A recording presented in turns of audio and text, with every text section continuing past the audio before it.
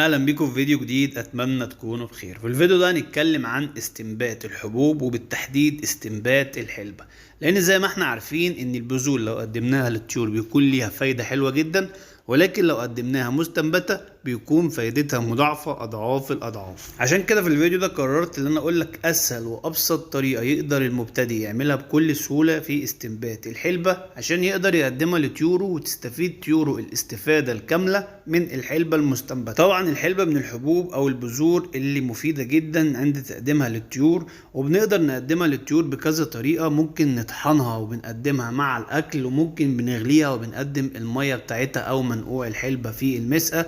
يعني ليها كذا طريقة للتقديم، واتكلمنا عن الطرق ديت في فيديوهات سابقة. فتعالى في الفيديو ده نتكلم عن اسهل واسرع استنبات للحلبة يقدر المبتدئ يعملها بكل سهولة بدون ما الحلبة تكون بكتيريا او شوائب او تفسد منك. يلا بينا نبدأ الفيديو.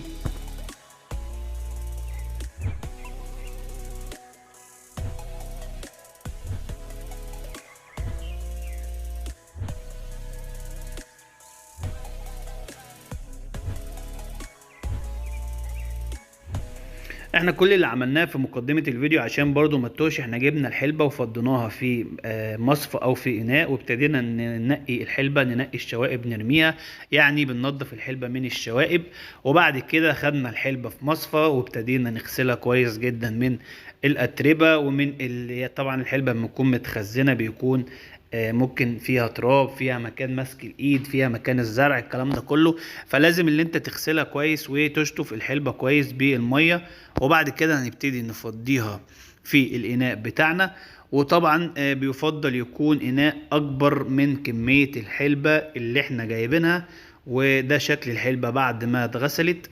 طبعا ليه انا بقول لك الاناء يكون كبير او الطبق يكون اكبر من كمية الحلبة اللي عندنا؟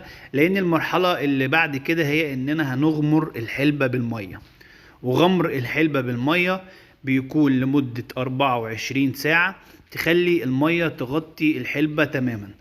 ده شكلها بعد 24 ساعة. طبعا بنراعي اللي احنا كل 6 ساعات بنشطف الحلبة وبنغير المية بتاعتها، وده علشان نمنع تكوين اي بكتيريا. طبعا ده منظرها بعد 24 ساعة. بنلاقي ان بذرة الحلبة ابتدت تظهر قوي، الحباية ابتدت تكبر، شربت مية، وبنلاقي ان الجذور ابتدت تظهر بتاعة الحلبة. طبعا بناخدها وبنشطفها شطفة كويسة جدا، لان زي ما قلنا احنا كل 6 ساعات بنعمل كده، بنغير المية وبنشطفها. ولكن طبعا بعد 24 ساعة او بعد يوم بيكون النقع خلاص خلص، وبنخش على المرحلة اللي بعد كده. بجيب قطعتين قماش، بفرش اول قطعة قماش وبفضي الحلبة عليها، بفرش الحلبة عليها كلها، الكمية كلها اللي عندي، وببتدي اغطيها بقطعة القماش. طبعا بيفضل اللي انت ما تضغطش عليها جامد عشان بذور الحلبة نفسها ما تفسدش منك وما تبصي. بجيب قطعة القماش التانية بغسلها كويس وبعصرها بالمية. بعد ما بتبلها بالمية بتديها عصرة بسيطة، ما بتعصرهاش جامد، فبتفضل القماشة مبلولة. وبنغطيها وبنسيبها 12 ساعة. ودي كانت نتيجة اول 12 ساعة. زي ما انت شايف البذور ابتدت تظهر، الجذر بتاع البذرة ابتدى يظهر، الاستنبات بقى واضح جدا. اهو بص منظر قدامك. دي كده ايه البداية. طبعا هنعمل نفس القصة تاني، هنغطي البذور بتاعتنا، وقطعة القماش هنغسلها كويس زي ما قلنا، تغسل كويس وتعصرها كويس، وبعدين تبلها وتديها نص عصرة، يعني ما تعصرهاش جامد، تفضل القماشة مبلولة، بحيث اللي هي انت هتغطي الحلبة بيها وهتقعد 12 ساعة متغطية بيها. طبعا ممكن تجيب بخاخة مية وترش عليها من فوق. ده بعد ال 12 ساعة التانيين. زي ما انت شايف النتيجة بقت اوضح واوضح. بص بذرة الحلبة بقت عاملة ازاي. طبعا كل ما كان المستنبت مش طويل قوي، يعني بيفضل اللي يكون الجذور من 2 ل 3 سنتي عند تقديمها للطيور، لان كده بتكون الفايدة اقوى واقوى. بنغطي الحلبة بتاعتنا تاني، ونفس الكلام قطعة القماش بلينها نص بلة وبنغطي بيها الحلبة وبنسيبها 12 ساعة تاني. طبعا بالبخاخة زي ما بقولك، وقت ما بتحس ان القماشة ابتدت تنشف ممكن بالبخاخة كده ايه وتدي رشة. بعد 12 ساعة برضو بنشوف الحلبة بتاعتنا. طبعا انت ممكن تقسمها علشان ما تلخبطش نفسك بالوقت، تخلي مرة الصبح ومرة بالليل، مرة الصبح ومرة بالليل. يعني ان انت تشيل القماشة وتبلها وتحطها، يبقى مرة الصبح ومرة بالليل، وبكده انت مش هتلخبط نفسك ومش هتبذل مجهود كبير. طبعا بنشوف جمال الحلبة المستنبتة مرة بعد مرة، الجمال بيظهر اكتر والوضوح في استنبات بذور الحلبة بيظهر اكتر. طبعا فوائد الحلبة كتير جدا ولا تعد ولا تحصى. عملنا فيديو باستنبات حلبة قبل كده وقلنا الفوائد بتاعة الحلبة كلها، تقدر تخش تشوف الفيديو ده. فوائد عظيمة جدا جدا للحلبة، وبتستخدم في كذا حاجة ومفيدة جدا للطيور. برضو غطينا البذور بتاعتنا زي ما قلنا، وابتدينا بعد 12 ساعة نشوف المنظر بقى عامل ازاي. قربنا جدا من المستوى المطلوب بتاعنا.